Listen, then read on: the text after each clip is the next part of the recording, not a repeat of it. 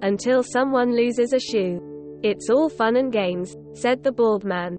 The sun stood behind him like a golden shadow of his skull. Follow me, please. Mind the 2 steps. The hall was darkening as they were getting ahead.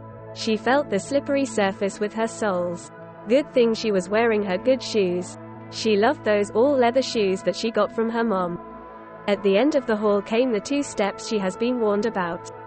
They were well covered in thick darkness and a viscid unfamiliar substance. The keeper awaits. The punter is ready. The 2 voices were coming out from the boat ceiling, as their owners were behind the red bricks. They felt familiar although it was her first time going down the punter lane. They were so similar, but yet not the same. Maybe it was her impatience to meet the keeper, all the preparation and rehearsals, but she was very confident. She stepped down and one of her shoes got stuck and her foot slipped right out and caused a brief loss of balance as the naked foot plunged on the 2nd step. After pulling, pushing and balancing, she got off the steps and down to the door that was leading to the games. The silence was even thicker than the darkness. What if nothing was behind the door? She shook her head and chased the bad thought away as she would have casted off a flying bug. A miniatured butler welcomed her with a grim smile. My lady, you lost a shoe. Such a pity, they look like good leather shoes. There were good and precious shoes, but if things went the way she was hoping, a pair of shoes would not make the difference. She bowed to him as the rules stated, and winked as she knew she should. The keeper awaits. The punter is here. The voices were coming from the sides where all the darkness ran from the center. In the middle of the room all the light from the chandelier was kept captive. The spiral stone table was turning as it did for thousands of years. But now it was turning only for her.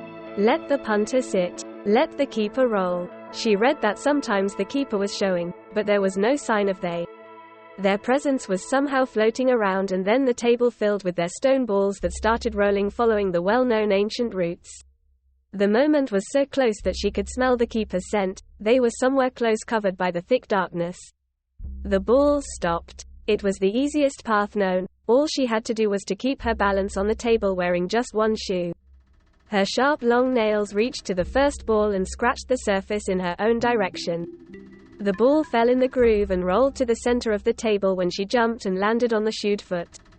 The balance was good. All she had to do was keep it as the second ball was aiming her. The punter has jumped. The keeper has failed first attempt. You go, girl. 1 done, 2 to go. She switched legs. She was feeling the cold stone of the table with her bare foot now. The 3rd ball rolled and missed her, and so did the 4th. The punter has won. The keeper does not keep. The darkness thinned once, thinned twice, thinned thrice, and there was the light. Somebody was leaning over her trying to open her eyelids. What the fuck, girl? You scared the shit out of me. She was hearing but not understanding the words. The bald man was talking to her, but what was he saying? Did she win the game? Was that even about the game? Where was the light ball? She wide opened her eyes. There was nothing known around. She was laying on a dirty mattress on a concrete floor with her arms hanging on her sides. She could see her black hair laying on her shoulder, but it didn't felt hers. Her black jeans and shirt were unknown clothing items, but there they were on her skin. The sharp pain in her left arm made her shriek as the man pulled the needle out. She was missing a shoe, and with the bare foot she could feel the cold concrete floor, moist and disgusting. Her fingers were sore. She looked at her feet. She knew those shoes. She loved those shoes. Where's my shoe? You came like this. You must have lost it on your way up. Where am I? At Jimmy's dinner. That didn't look like a dinner.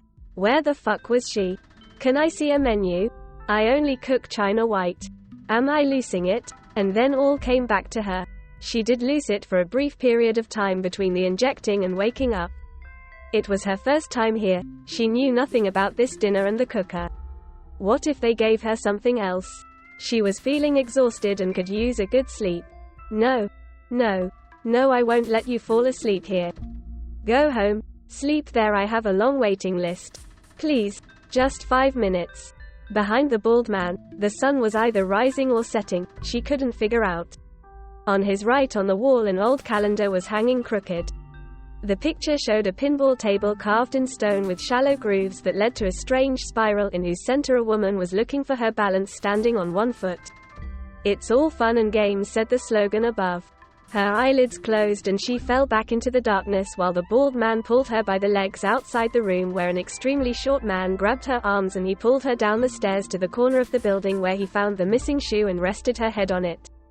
"There you go, my lady. I found your missing shoe."